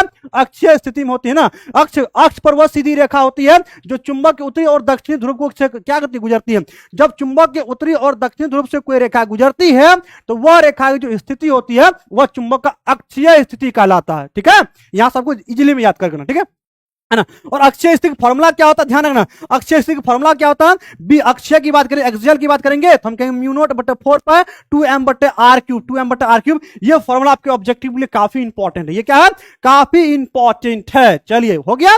अगर बच्चों हम लोग बात करें निरक्षीय स्थिति ना, निरक्षीय स्थिति की बात करते हैं तो निरक्षीय स्थिति कुछ नहीं है, ध्यान रखना, अक्षीय स्थिति पर लंबवत खींची गई रेखा को, अक्षीय स्थिति है इस पर लंबवत खींची गई रेखा को हम लोग क्या कहेंगे, निरक्षीय स्थिति कहते हैं। तो चुंबक की निरक्षीय स्थिति वह स्थिति होती है जब कोई है ना, जब कोई बिंदु चुंबक अक्ष से लंबवत हो, क्या हो, लंबवत हो। और निरक्षीय स्थिति के लिए फॉर्मूला क्या है, निरक्षीय स्थिति फॉर्मूला होता है बी निरक्षीय मतलब है ना इक्वेटोरियल की बात करेंगे, इक्वेटोरियल की बात करेंगे हम कहेंगे म्यू नॉट बटे 4 पर 2m बटे r क्यूब, 2m बटे r क्यूब। दोनों अक्षीय और निरक्षीय का फॉर्मूला सेम होता है, लेकिन अक्षीय में क्या होता है, सिर्फ 2 लगा रहा था। अक्षीय में क्या होता है, अक्षीय में 2 लगा रहा, क्यों, अक्षीय में कितने शब्द है, अक्षीय में 2 शब्द इसलिए 2 लगा रहा था। ध्यान रखना, अक्षीय में क्या 2 शब्द है, अक्ष में 2 शब्द है इसलिए इसमें 2 लगा रहा। दोनों फॉर्मूला सेम होता है, कंफ्यूज नहीं करना। अगर कभी आप कंफ्यूज करें ना, ये हैकर का आप यूज कर लेना, कैसे हैक किया जाएगा। ठीक है, चलिए बच्चों बात करते हैं हम लोग 32-33 नंबर की बात करते हैं। क्यूरी के नियम से आप क्या समझते हो। ओ भाई, क्यूरी के नियम कुछ नहीं है, एक्सएम समानुपाती है ना, समानुपाती 1/t। मतलब क्या एक्सएम क्या है, एक्सएम जो हम कह सकते हैं जो मतलब पदार्थ की चुंबकीय परिवर्ती है, सॉरी एक्सएम नहीं, सॉरी कायम ना, कायम क्या चुंबकीय परिवर्ती है और टी क्या ताप है। कहेंगे किसी लो चुंबकीय पदार्थ को जब गर्म किया जाता है, जब किसी लो चुंबकीय पदार्थ को गर्म किया जाता है उसकी चुंबकीय प्रवृत्ति एक्सएम, सॉरी एक्सएम नहीं, कायम, कायम क्या होता है, कायम परम ताप के क्या होती है, व्युत्क्रमानुपाती होती है। कहने का मतलब कहेंगे चुंबकीय प्रवृत्ति क्या होती है, ताप के व्युत्क्रमानुपाती होती है। इसी नियम को मैडम क्यूरी ने दिया, इसलिए इसको क्यूरी का नियम कहते हैं। क्या कहते हैं, क्यूरी का नियम कहते हैं। ठीक है जी, क्यूरी का नियम कहते हैं। 34 नंबर पर चलते कहते चुंबकीय आघूर्ण को परिभाषित करें और इसके मात्रक को लिखे। क्या गर्दा क्वेश्चन है गुरुजी, जबरदस्त क्वेश्चन है। चुंबकीय आघूर्ण को परिभाषित करें, चुंबकीय आघूर्ण को परिभाषित करें और इसके मात्रक को लिखें। चुंबकीय आघूर्ण क्या होता है, किसी चुंबक या धारावाही लूप का चुंबकीय आघूर्ण वह बल आघूर्ण है जो एक समान चुंबकीय क्षेत्र में रखने पर अनुभव होता है। मतलब किसी चुंबक या धारावाही लूप को जब चुंबकीय आघूर्ण क्या कहते हैं, मतलब एक समान चुंबकीय क्षेत्र में रखते हैं तो वहां पर एक बल आघूर्ण काम करता है ना। जब किसी चुंबक को या धारावाही लूप को एक समान चुंबकीय क्षेत्र में रखते हैं तो वहां पर एक बल आघूर्ण कार्य करता है, उसी बल आघूर्ण को चुंबकीय आघूर्ण कहते हैं। जब उसकी अक्ष है ना, जब उसकी अक्ष चुंबकीय क्षेत्र की दिशा के लंबवत हो। और इसकी मात्रक की बात करेंगे, इसकी मात्रक क्या होती है, इसकी मात्रक जो होती है एम्पियर मीटर वर्ग होता है, मतलब am स्क्वायर होता है। और हम उसको फॉर्मूला की बात करेंगे तो फॉर्मूला क्या होता है गुरुजी, फॉर्मूला इक्वल टू होता है m इक्वल टू NIA होता है। क्या होता है, चुंबकीय आघूर्ण का फॉर्मूला क्या होता है, m इक्वल टू NIA होता है। ठीक है जी, क्लियर हो गया। चलिए 35 नंबर पर चलते हैं। 35 नंबर क्वेश्चन क्या कहता है बाबू, कहता है कि धारा घनत्व से आप क्या समझते हैं। सिंपल बात है, किसी चालक के प्रति एकांक क्षेत्रफल से प्रवाहित होने वाली धारा को धारा घनत्व कहते हैं और धारा घनत्व को जे से रिप्रेजेंट करते हैं। जे इक्वल टू क्या होता है, तो जे इक्वल टू गुरुजी मतलब आई है ना, आई अपन ए होता है। यहाँ पर क्या ए क्षेत्रफल, ये क्या क्षेत्रफल है, ए किसको पता क्षेत्रफल कहते हैं और ये आई मतलब क्या धारा कहेंगे, ये धारा है। सिंपल बात है ना, ये बट्टे को प्रति एकांक कहता है, प्रति एकांक क्षेत्रफल में प्रवाहित होने वाली धारा को धारा घनत्व कहते हैं। धारा घनत्व एक सदिश राशि है, इसका मात्रा क्या होता है, मीटर स्क्वायर होता है, एम्पियर मीटर स्क्वायर होता है और इसका विमीय सूत्र क्या L पावर -2 और A होता है। ठीक है, क्लियर होना चाहिए। चलिए अब 35 मतलब 50% हमने क्वेश्चन कवर कर लिया। बस बच्चों और क्वेश्चन हमको करना है। चलिए अगला क्वेश्चन की ओर चलते हैं।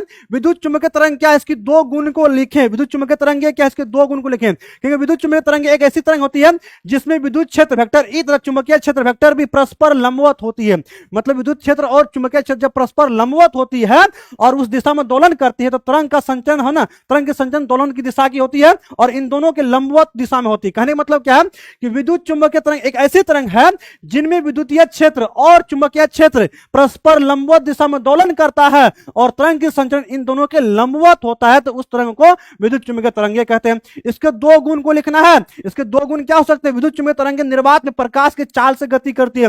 निर्वात में प्रकाश की चाल कितनी होती है गुरुजी, निर्वात में प्रकाश की चाल को हम लोग c से रिप्रेजेंट करते हैं और 3 × 10⁸ मीटर प्रति सेकंड। क्या होता है, 8 मीटर प्रति सेकंड। मीटर में अगर प्रति सेकंड रहेगा तो 8, अगर सेंटीमीटर रहेगा 10 लिखेंगे। ठीक है, और बच्चों विद्युत चुंबकीय तरंगे परावर्तन अपवर्तन और व्यतिकरण है ना आती, मतलब ये सारे गुण को प्रदर्शित करता है। तो विद्युत चुंबकीय तरंग क्या, परावर्तन अपवर्तन प्रकाश की जितनी भी घटना है वो विद्युत चुंबकीय तरंगे प्रदर्शित करता है। ठीक है, लगभग अब बच्चों 37 नंबर क्वेश्चन की ओर चलते हैं, है ना। 37 नंबर क्वेश्चन क्या कहता है, कहता है विद्युत चुंबकीय तरंग किसकी बनी होती है, विद्युत चुंबकीय तरंग किसकी बनी होती है, और निर्वात में इसका इसका वेग किन कारकों पर निर्भर करता है। तो विद्युत विद्युत चुंबकीय तरंगे जो होता है ना, विद्युत क्षेत्र और चुंबकीय क्षेत्र से बनी होती है। किससे, विद्युत क्षेत्र और चुंबकीय क्षेत्र से बनी होती, चुंबकीय क्षेत्र से बनी होती है। और विद्युत चुंबकीय तरंगे विद्युत क्षेत्र और चुंबकीय क्षेत्र के दोलन, है ना, दोलन का परिमाण है। और बच्चों बात करते हैं, कहते हैं निर्वात में इसका वेग किन कारकों पर निर्भर करता है। तो विद्युत चुंबकीय तरंगे के निर्वात में वेग का फॉर्मूला होता है C इक्वल टू क्या होता है 1/√, है ना, epsilon mu naught into epsilon not. अब बच्चों बात करते हैं किसकी बात करते हैं, यहाँ एप्सिलॉन नॉट म्यू नॉट क्या है, क्योंकि म्यू नॉट जो वो चुंबकीय स्थिरांक है ना, चुंबकीय स्थिरांक है, और एप्सिलॉन नॉट क्या कहेंगे ना, विद्युतीय स्थिरांक है।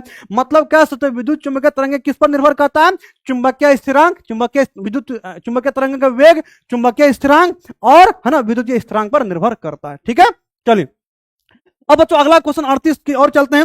38 नंबर क्वेश्चन कहता है ध्रुवित प्रकाश एवं अध्रुवित प्रकाश में अंतर स्पष्ट करें। बहुत इजी क्वेश्चन है। ध्रुवित प्रकाश और अध्रुवित प्रकाश किसको कहते हैं ना, ध्रुवित प्रकाश और अध्रुवित प्रकाश किसको कहेंगे, क्योंकि ध्रुवित प्रकाश वह प्रकाश होता है ना, ध्रुवित प्रकाश की बात करेंगे तो ध्यान रखना कि इस प्रकाश में कंपन, है ना, इस प्रकाश में कंपन, है ना, प्रकाश संचरण के लंबवत समतल की सभी दिशाओं में होती है।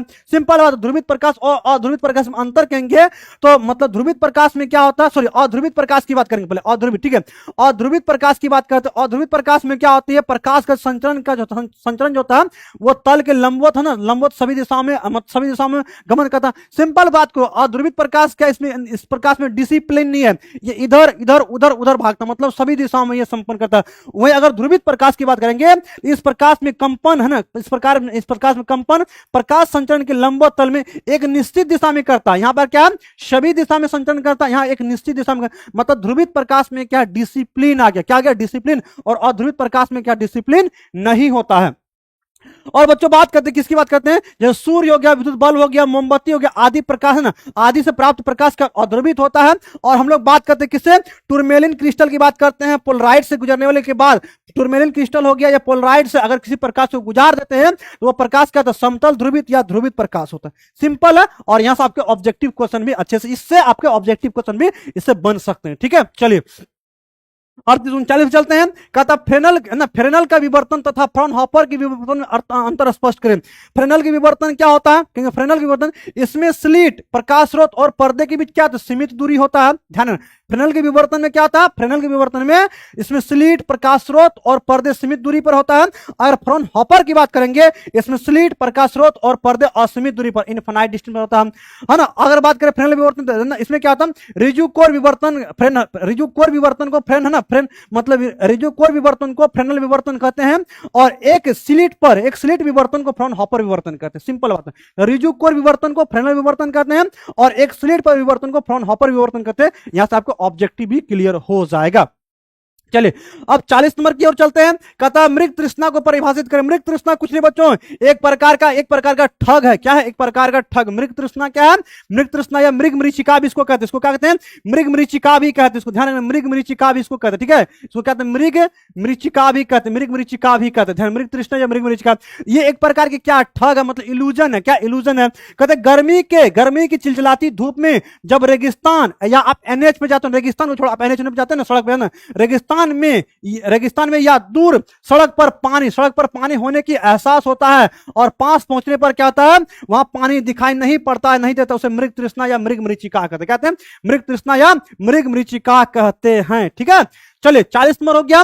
41 नंबर क्वेश्चन की ओर चलते हैं कि तो प्राथमिक एवं द्वितीयक इंद्रधनुष में अंतर लिखेंगे। तो प्राथमिक इंद्रधनुष क्या होता है, तो इसमें लाल ऊपर और बैगनी क्या होता है, लाल कहेंगे प्राथमिक इंद्रधनुष में, इसमें लाल ऊपर एवं बैगनी क्या, बैगनी नीचे होता है। इसमें बैगनी ऊपर और लाल नीचे होता है ना, हम कहेंगे इसमें क्या, लाल ऊपर और बैगनी क्या होता है, बैगनी रंग नीचे होता है। क्या होता है, नीचे होता है ना, इसमें कहेंगे नीचे होता है। बैगनी क्या होता है, नीचे होता है। किसमें, प्राथमिक इंद्रधनुष में लाल रंग ऊपर और बैगनी नीचे। यही सब ऑब्जेक्टिव ऐसे पूछेगा, किस प्रकार के इंद्रधनुष में लाल रंग ऊपर होता है, तो अब सिंपल बात, प्राथमिक इंद्रधनुष में। ऐसे ऑब्जेक्टिव आप पूछने का मतलब प्रवृत्ति आ गया। ठीक है, इस प्रकार से वो कंसेप्चुअल पढ़ना। ठीक है, और कंसेप्चुअल पढ़ के जाए आप एक भी ऑब्जेक्टिव नहीं छोड़ पाएंगे, आई गारंटी। ठीक है, और द्वितीय इंद्रधनुष की बात करते हैं, इसमें है ना, इसमें हम बैगनी रंग के ऊपर होता है और लाल रंग नीचे होता है। अब बच्चों बात करते हैं जो प्राथमिक इंद्रधनुष है, इसमें प्रकाश को 3 चरणों से गुजरना पड़ता है। तो किस प्रकार के इंद्रधनुष प्रकाश को 3 चरणों से गुजरना पड़ता है? तो प्राथमिक इंद्रधनुष से। और द्वितीय इंद्रधनुष में इस प्रकाश को 4 चरणों से गुजरना पड़ता है। तो कौन कौन चरण हो गया? अपवर्तन, पूर्ण आंतरिक परावर्तन और पुनः अपवर्तन, ना पुनः परावर्तन। ये क्या प्राथमिक इंद्रधनुष हो गया। लेकिन द्वितीय इंद्रधनुष की बात करेंगे, अपवर्तन, पूर्ण आंतरिक परावर्तन और पूर्ण आंतरिक परावर्तन 2 बार होता है और अपवर्तन 1 बार। तो आपसे अगर क्वेश्चन पूछे किस प्रकार के इंद्रधनुष में 2 बार पूर्ण आंतरिक परावर्तन होता है, तो आपको जवाब देना कि द्वितीय इंद्रधनुष में। ऐसे ऐसे ऑब्जेक्टिव पूछा जाने की बहुत ज्यादा चांस अब बन रहा है, ठीक है, ऐसे क्वेश्चन पूछा जा रहा है, ठीक है। चलिए अब बच्चों बात करते हैं ना, अब जो मतलब कि प्राथमिक इंद्रधनुष को क्या आंतरिक इंद्रधनुष कहते हैं और द्वितीय इंद्रधनुष को बाह्य इंद्रधनुष कहते हैं। किस प्रकार के इंद्रधनुष को बाह्य इंद्रधनुष कहते हैं? तो द्वितीय इंद्रधनुष को, ठीक है। अब बच्चों बात करते हैं ये क्या होता है, तीव्र या चमकीला होता है। प्राथमिक इंद्रधनुष तीव्र या चमकीला होता है, ये क्या फीका होता है। अगर हम बात करें प्राथमिक इंद्रधनुष में दर्शन कोण कितना, 2 डिग्री का। आपसे क्वेश्चन पूछेंगे निम्न में से किस प्रकार के इंद्रधनुष में दर्शन कोण का मान 2 डिग्री संभव हो सकता है। आप लोग मोई मोई नहीं करवा लेना, कहना गुरुजी प्राथमिक इंद्रधनुष क्यों है, कंसेप्ट को पढ़ा था प्राथमिक इंद्रधनुष, ठीक है। प्राथमिक इंद्रधनुष में है ना, द्वितीय इंद्रधनुष की बात करते हैं, दर्शन कोण कितना होता है, 30 डिग्री। कितना होता है? 30 डिग्री होता है, ठीक है। यहां से आपको पकड़ के रखना है, इसे पकड़ के आत्मा पर हम बार बार कहते हैं, जब भी आप पढ़ाई करते हो ना, अब जब भी पढ़ाई करना, आत्मा पकड़ना, चीजों का थीम समझना, थीम ऊपर ऊपर रट्टा नहीं मारना, नहीं फिर आप गड़बड़ कर लोगे ना, गड़बड़ कर लोगे, ठीक है। हाँ बिल्कुल, क्लास ओवर होगा, आपको पीडीएफ मिल जाएगा बाबू, पीडीएफ मिल जाएगा। चलिए अगला 42 नंबर क्वेश्चन चलते हैं। कहता है संपोषी, है ना, संपोषी व्यतिकरण के 2 आवश्यक शर्तें को लिखे। संपोषी व्यतिकरण ना, संपोषी व्यतिकरण क्या होता है? तो संपोषी व्यतिकरण की 2 आवश्यक शर्तें क्या है कि दोनों प्रकाश और कला संबद्ध होना चाहिए, समान कलम होना चाहिए और पथांतर क्या एन लैम्डा होना चाहिए, बस एन लैम्डा। तो ये क्या संपोषी व्यतिकरण की शर्तें होगी। अगला चलते हैं, कहता है सूक्ष्म, है ना, सूक्ष्मदर्शी की आवर्धन क्षमता किस स्थिति पर अधिक होगी ना। तो अब ऐसे क्वेश्चन पूछे जाएगा ना, सूक्ष्मदर्शी की आवर्धन क्षमता किस स्थिति में अधिकतम होगी, अधिक होगी। तो देखो क्या क्या हो सकता है। अभिदृश्यक लेंस की फोकस दूरी जब कम होगा तो सूक्ष्मदर्शी की आवर्धन क्षमता अधिकतम हो जाएगी, एक बात होगी। दूसरी बात कहेंगे नेत्रिका लेंस की फोकस दूरी कम होगा तो आवर्धन क्षमता अधिक होगा। फिर कहेंगे ट्यूब की लंबाई अधिक होगा तो आवर्धन क्षमता अधिक होगा। और फिर कहेंगे वस्तु के, है ना, वस्तु को सूक्ष्मदर्शी से लेंस दूर रखा जाए तो भी क्या आवर्धन क्षमता अधिक हो। यहां से आपको क्लियर हो जाना चाहिए। चलिए अब बच्चों बात करते हैं ना, अब बात करते हैं हम लोग नेक्स्ट बात करते हैं। नेक्स्ट बात किसमें करते हैं, कहता है कि प्रकाश के पूर्ण आंतरिक परावर्तन क्या है और इसकी शर्तें बताएं। प्रकाश के पूर्ण आंतरिक परावर्तन क्या है, इसके शर्तें बताइए। तो प्रकाश के पूर्ण आंतरिक परावर्तन, आपतन कोण का वह मान क्रांतिक कोण के मान से, है ना, भी अधिक हो जाता तो अपवर्तन कोण ना होकर के प्रकाश का पूर्ण आंतरिक परावर्तन ना, प्रकाश का पूर्ण परावर्तन सघन माध्यम में हो जाती है और इसे पूर्ण आंतरिक परावर्तन कहते हैं। सिंपल बात रखना, पूर्ण आंतरिक परावर्तन के लिए क्या कहेंगे, जब कहेंगे जब प्रकाश कम, कहेंगे जब प्रकाश का आपतन कोण का मान क्या हो जाए, क्रांतिक कोण से अधिक हो जाए तो प्रकाश उसी माध्यम में पुनः लौट जाती है, पुनः उसी सघन माध्यम में लौट जाती है। इस घटना को प्रकाश का पूर्ण आंतरिक परावर्तन कहते हैं। क्या कहते हैं, पूर्ण आंतरिक परावर्तन कहते हैं। और पूर्ण आंतरिक परावर्तन के शर्तें क्या है, तो पूर्ण आंतरिक परावर्तन की हम लोग शर्तें, प्रकाश किरण क्या सघन माध्यम में होना चाहिए, सघन से विरल में जाना चाहिए, सघन से विरल में जाना चाहिए और आपतन कोण का मान क्रांतिक कोण से अधिक होना चाहिए। जब आपतन कोण का मान क्रांतिक कोण से अधिक होता है तो प्रकाश क्या होता है, पुनः सघन माध्यम में ही लौट जाता है। इस घटना को प्रकाश का पूर्ण आंतरिक परावर्तन कहते हैं, पूर्ण आंतरिक परावर्तन कहते हैं। चलिए कहता क्रांतिक कोण को परिभाषित, क्रांतिक कोण क्या होता है, सिंपल बात है, कहेंगे क्रांतिक कोण जब आपतन कोण के बराबर अपवर्तन कोण, है ना, अपवर्तन कोण 90 डिग्री होता है। जब हम कहेंगे जब आपतन कोण का मान, सिंपल है, जब आपतन कोण का मान क्या अपवर्तन कोण के 90 डिग्री हो जाता है उस आपतन कोण को क्रांतिक कोण कहते हैं। कहते हैं आपतन कोण को क्रांतिक कोण कहते हैं। कब, जब, है ना, जब कहेंगे अपवर्तन कोण का मान 90 डिग्री हो जाता है तब। अगला क्वेश्चन चलते हैं, कहता है कि वर्ण विक्षेपण क्षमता एवं कोणीय वर्ण विक्षेपण को परिभाषित करेंगे। तो वर्ण विक्षेपण क्षमता क्या होता है कि जब श्वेत प्रकाश किसी प्रिज्म से होकर गुजरता है तो वो अपने अवयवी रंगों में विभक्त हो जाती है। इस घटना को वर्ण विक्षेपण कहते हैं। क्या, तो वर्ण विक्षेपण सिंपल बात है, अलग अलग कलरों में श्वेत प्रकाश को विभक्त होने की घटना को हम लोग वर्ण विक्षेपण कहते हैं। और कोणीय वर्ण विक्षेपण क्या होता है, हम कहेंगे इसको कहेंगे किसी माध्यम द्वारा विभिन्न रंगों के किरणों के अलग अलग करने की कोण को कोणीय वर्ण विक्षेपण कहते हैं, कोणीय वर्ण विक्षेपण कहते हैं, कोणीय वर्ण विक्षेपण कहते हैं। ठीक है, चलिए 47 पे चलते हैं। तो अपवर्तनांक से आप क्या समझते हैं? तो अपवर्तनांक सिंपल बात है कि किन्हीं दो माध्यमों के लिए आपतन कोण तथा अपवर्तन कोण की जया साइन आई, मतलब कहेंगे साइन आई अपन कहेंगे sine r, sine i upon sine r होता है, ये म्यू होता है। और इसी म्यू को क्या कहते हैं? इसी म्यू को अपवर्तनांक कहते हैं। इसी को क्या कहते हैं? इसी को हम लोग अपवर्तनांक कहते हैं। अपवर्तनांक कहते हैं, क्या कहते हैं? अपवर्तनांक कहते हैं। सिंपल बात, अपवर्तनांक क्या है? कहेंगे किन्हीं दो माध्यमों के लिए आपतन कोण एवं अपवर्तन कोण की जया क्या अनुपात को अपवर्तनांक कहते हैं। Mu equal to sine i upon sine r. ठीक है, 48 पे चलते हैं। कहता आवर्धन तथा आवर्धन क्षमता से क्या समझते हैं? आवर्धन तथा आवर्धन क्षमता से क्या समझते हैं?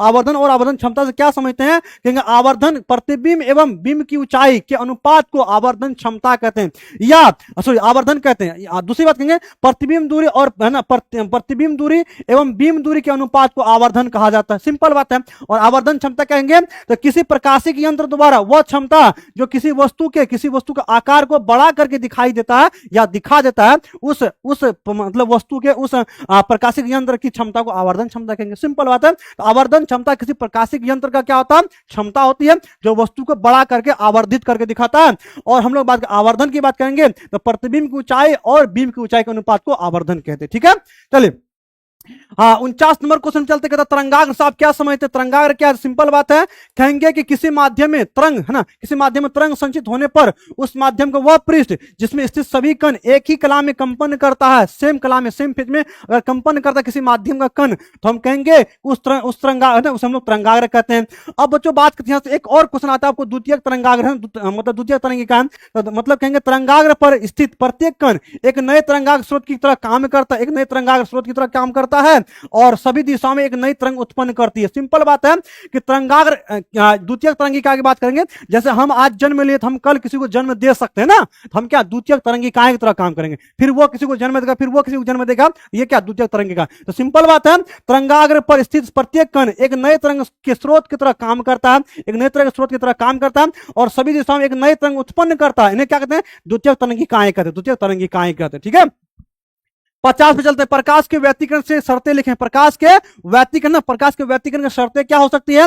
जब दो प्रकाश एक दूसरे से मिलती है तो प्रकाश की तीव्रता में बदलाव आ जाती है। क्या तीव्रता में बदलाव आए? जब दो प्रकाश तरंगें एक दूसरे से मिलती है तो प्रकाश की तीव्रता में बदलाव आ जाता है, इस घटना को प्रकाश का व्यतिकरण कहते हैं। अब प्रकाश की व्यतिकरण की शर्तें क्या हो सकती है? तो प्रकाश की व्यतिकरण आवश्यक शर्तें, प्रकाश में है ना, मतलब व्यतिकरण प्रकाश का स्रोत क्या होना चाहिए? एक वर्णिक होना चाहिए, एक ही कलर का होना चाहिए, मोनोक्रोमेटिक होना चाहिए। अगर एक वर्णिक ना हो तो फिर क्या होगा? प्रकाश की व्यतिकरण घटना नहीं होगी। फिर कहेंगे यहां तरंगों का समान आवृत्ति होना चाहिए। आवृत्ति क्या होना चाहिए? समान होना चाहिए। प्रकाश के व्यतिकरण के लिए तरंगों की आवृत्ति क्या होना चाहिए? समान होना चाहिए। और दूसरी बात कहेंगे तरंगों की दिशा क्या? सभी दिशाओं में समान होना चाहिए। और दोनों तरंगे का आयाम भी क्या होना चाहिए? समान होना चाहिए। प्रकाश के व्यतिकरण की शर्तें क्या है? व्यतिकरण की शर्तें हैं, है ना। बहुत है, थैंक यू बच्चों, मैथ आपने फाड़ दिया। फिजिक्स में भी फाड़ना है और भी पेपर में फाड़ना है। बिल्कुल बिल्कुल आपको पीडीएफ पैनल मिल जाएगा बाबू, है ना, टेलीग्राम पे और व्हाट्सएप चैनल के माध्यम से आपको इसका लिंक भेज दिया जाएगा। चलिए 51 नंबर पर आते हैं। बस और क्वेश्चन को लगाना बहुत करीब हम लोग पहुंच चुके हैं। कहता है क्या है कि व्यतिकरण तथा विवर्तन में अंतर स्पष्ट करें। तो व्यतिकरण और विवर्तन में क्या अंतर स्पष्ट करना है? व्यतिकरण क्या होता है? तो व्यतिकरण में कहेंगे, व्यतिकरण में दो या दो से, है ना, दो या दो से ज्यादा तरंगे अलग अलग स्रोत के होते हैं ना। व्यतिकरण में क्या कहेंगे? व्यतिकरण में दो या दो से ज्यादा तरंगे अलग अलग स्रोत से आती है। लेकिन विवर्तन में क्या होती है? तरंग एक ही स्रोत से आती है। क्या होती है? एक ही स्रोत से। हम कहेंगे तरंगे एक ही तरंग की अलग अलग हिस्से से होता है, मतलब एक ही तरंगे अलग अलग हिस्से से होगा तो उसको विवर्तन कहेंगे। और जब दो या दो से अधिक तरंगे अलग अलग स्रोत से आएगा तो उसको हम लोग व्यतिकरण कहते हैं। तो व्यतिकरण में तरंगे एक दूसरे की क्या होती है? अध्यारोपित होती है। तो व्यतिकरण में क्या होती है? व्यतिकरण में तरंगे एक दूसरे पर क्या होती है? अध्यारोपित होती है। और विवर्तन में क्या होती है? विवर्तन में तरंगे किसी बाधा के चारों ओर मुड़ जाती है, किसी बाधा की ओर जब मुड़ जाती है इस घटना को हम लोग विवर्तन कहते हैं। और जब तरंगे एक दूसरे के ऊपर अध्यारोपित होगा उसको हम व्यतिकरण कहते हैं। व्यतिकरण में फ्रिंज की चौड़ाई समान होती है, लेकिन विवर्तन में फ्रिंज की चौड़ाई क्या होती है? समान नहीं होती है। सिंपल पॉइंट आराम से याद करेंगे और यहां से आपके ऑब्जेक्टिव क्वेश्चन यहां से बन सकते हैं आराम से। सब्जेक्टिव 2 नंबर अगर आप अच्छे कर ले तो आपके ऑब्जेक्टिव नहीं छूटेगा बाबू, ऑब्जेक्टिव नहीं छूटेगा। चलिए हाँ 52 नंबर पे चलते हैं। कहता बूस्टर का नियम क्या है समझावे। बूस्टर का नियम क्या होता है? तो बूस्टर नियम कहता है किसी पारदर्शक माध्यम का अपवर्तनांक म्यूज होता है, उस माध्यम के संगत ध्रुवन कोण है ना आईपी के क्या होता है स्पर्श जाके बराबर होता है mu equal to 10 IP. Mu equal to क्या होता है 10 आईपी होता है। ये आपका ब्रूस्टर का नियम हो गया।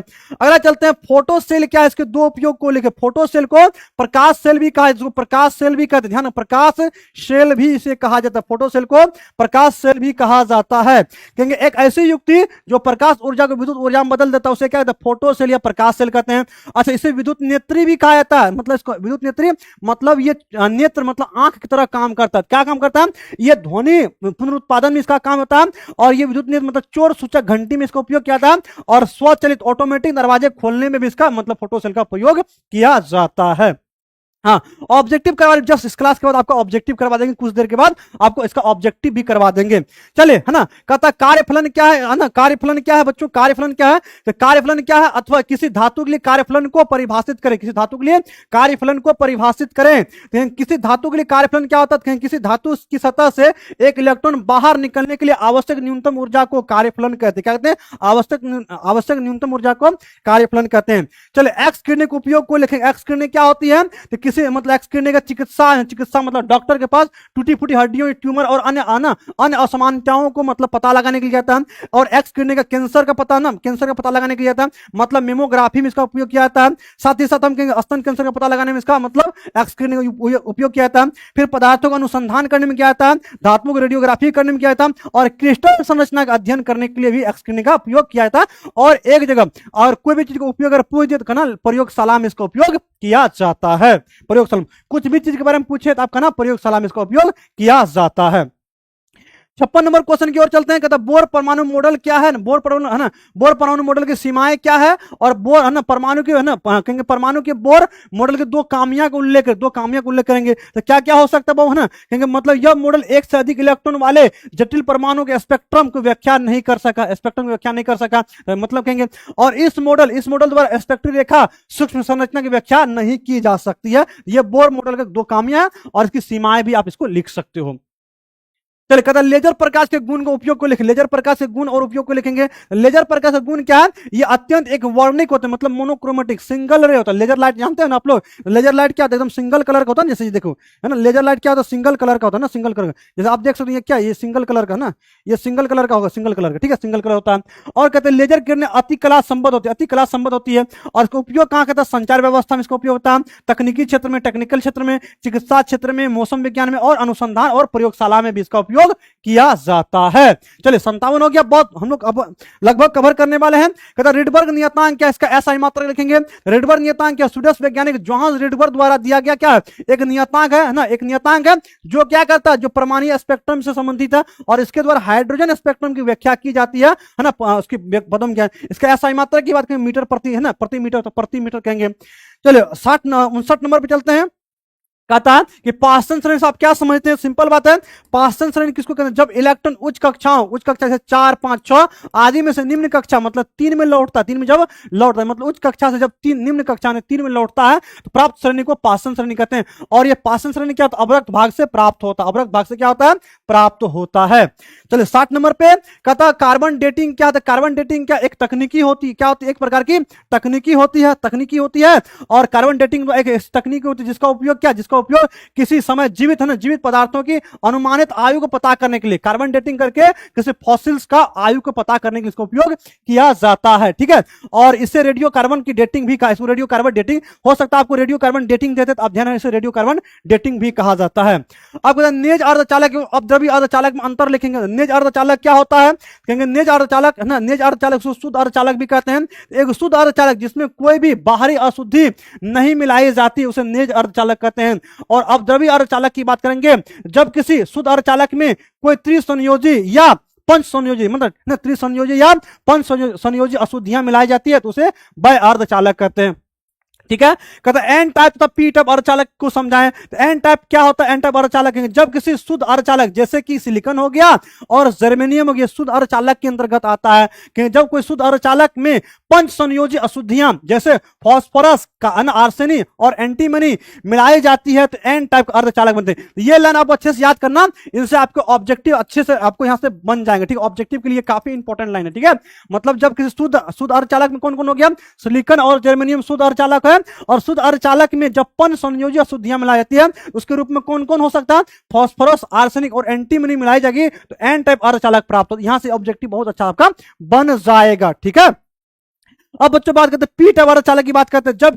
जब किसी शुद्ध अर्धचालक में जैसे सिलिकॉन या जर्मेनियम में है ना, सिलिकॉन और जर्मेनियम त्रिसंयोजी मिलाएगा, और त्रिसंयोजी कौन कौन हो सकता है? बोरॉन हो सकता है, एल्युमिनियम हो सकता है, गैलियम हो सकता है, मिलाई जाती है तो पी टाइप का अर्धचालक प्राप्त होता है। ये बहुत इंपॉर्टेंट क्वेश्चन ऑब्जेक्टिव। ठीक है, चलिए 63 नंबर पर चलते हैं। कहता प्रकाश उत्सर्जक डायोड क्या है? प्रकाश उत्सर्जक डायोड क्या है? प्रकाश उत्सर्जक है ना डायोड क्या है, इसका उपयोग को लिखें। तो प्रकाश उत्सर्जक डायोड को ना एलईडी कहते हैं, लाइट इमिटिंग डायोड कहते हैं, लाइट इमिटिंग डायोड। तो प्रकाश उत्सर्जक डायोड मतलब एलईडी जो होता है एक अर्धचालक उपकरण है जो विद्युत ऊर्जा को प्रकाश ऊर्जा में बदलता है, जो विद्युत ऊर्जा को प्रकाश ऊर्जा में बदलता है। ध्यान रखना, विद्युत ऊर्जा को प्रकाश ऊर्जा में, न कि प्रकाश ऊर्जा को विद्युत ऊर्जा में। जब प्रकाश ऊर्जा को विद्युत ऊर्जा में बदलता है उसको फोटो सेल कहते हैं, लेकिन जब विद्युत ऊर्जा को प्रकाश ऊर्जा में बदलता है तो उसे हम लोग एलईडी कहते हैं। ठीक है, उसे कहते हैं एलईडी कहते हैं। और एलईडी का उपयोग कहां होता है? डिस्प्ले में। डिस्प्ले आप एलईडी होता है और प्रकाश की व्यवस्था में इसका लाइटनिंग में इसको यूज किया जाता है। चलिए 64 नंबर क्वेश्चन की ओर चलते हैं।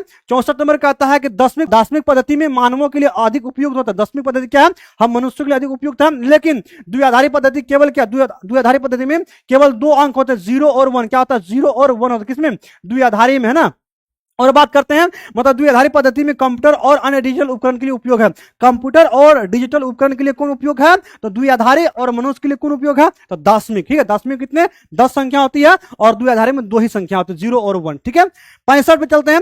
एनालॉग और डिजिटल संकेत से आप क्या समझते हैं? एनालॉग और डिजिटल संकेत से आप क्या समझते हैं? एनालॉग संकेत एक ना सतत संकेत जो समय के साथ क्या होता है? समय के साथ लगातार बदलता है। जब समय के साथ लगातार बदलता है और इस प्रकार के संकेत में जानकारी को, है ना, इस प्रकार संकेत में जानकारी को वोल्टेज या करंट के आयामों में परिवर्तित, जब वोल्टेज, है ना, जब कहेंगे जब वोल्टेज या करंट का आयाम में परिवर्तन होता है तो हम उसको एनालॉग संकेत कहते हैं। और एनालॉग संकेत क्या? ये समय के साथ लगातार बदलते रहता है। समय के साथ क्या होता है? लगातार बदलते रहता है। और डिजिटल संकेत की बात करेंगे तो डिजिटल संकेत क्या होता है? डिजिटल संकेत एक, है ना, असत मतलब असतत है। ये क्या?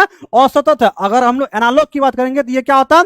ये सतत होता है। और जो समय के साथ क्या होता है? समय के साथ अलग अलग चरणों में बदलता है। ये क्या? लगातार बदलता है। और ये डिजिटल क्या होता है? अलग अलग चरणों में बदलता है। इस प्रकार के संकेत को, है ना, इस प्रकार संकेत जानकारी को हम लोग ना बाइनरी कोड 0 और 1 के रूप में दर्शाया जाता है। और एनालॉग को ना वोल्टेज और करंट का आयाम में परिवर्तित किया जाता है। ठीक है, चलिए 65-66 चलते हैं। कहता और गेट क्या है? इसके संकेत को, और गेट क्या है? इसके संकेत को या ट्रूथ टेबल को लिखेंगे। और गेट एक लॉजिक गेट है, एक लॉजिक गेट जो क्या जो क्या कहता है? जो 2 या अधिक इनपुट्स, है ना, जो जिसमें क्या होता है? जो 2 या अधिक इनपुट्स को, है ना, इनपुट्स को एक आउटपुट प्रदान करता है।